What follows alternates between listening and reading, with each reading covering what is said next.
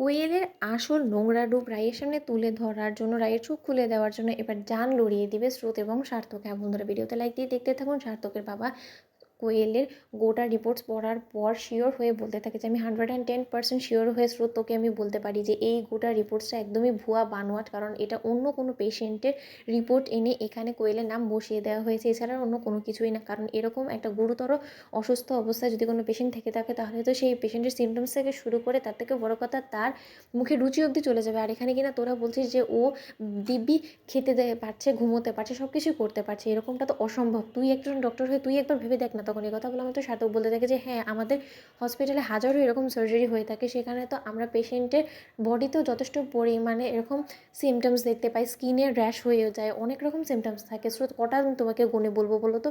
কিন্তু সেরকম কোনো সিমটমসই তো কোয়েলের মধ্যে দেখা যাচ্ছে না। তার মানে বাবা যেটা বলছে যদি সত্যিকারতে সেটা হয়ে থাকে তাহলে তো রায় দিদিভাই যথেষ্ট পরিমাণে বিপদে আছে। তখন এই কথা বলে আমাদের স্রোত বলতে থাকে যে সেটাই তো দেখতে পাচ্ছি।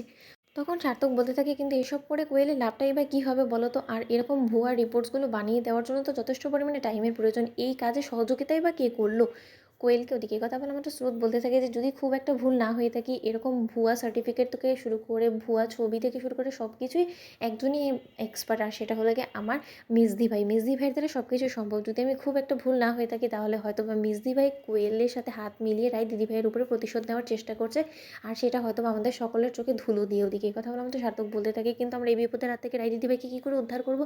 তখন স্রোত বলতে থাকে যে যে করেই হোক না কেন রায় দিদিভাইয়ের সামনে এই গোটা সত্যটা তুলে ধরতে হবে। ওদিকে রাইয়ের সাথে দেখা হওয়া মাত্র স্রোত বলতে থাকে যে দিদিভাই এরকম করে আবেগে ভেসে সব কিছু জলাঞ্জলি দিয়ে দিস না। তুই ভুলে যাস না যে কোয়েল কিন্তু অনির্বাণ দাদাভাইয়ের এক্স ওয়াইফ, আর এক্স ওয়াইফ হওয়া সত্ত্বে ও যে জীবনটাকে অনির্বাণের দাদাভাইয়ের সাথে লিড করতে চেয়েছিল সেটা কিন্তু মাঝপথেই ও ফেলে রেখে চলে গিয়েছিল। তারপরে যখন ও সেকেন্ড ম্যারেজে লাইফেও খুব একটা সাকসেসফুলি লিড করতে পারেনি, তাহলে কিন্তু ওর সেই আক্ষেপটা রয়ে গিয়েছে।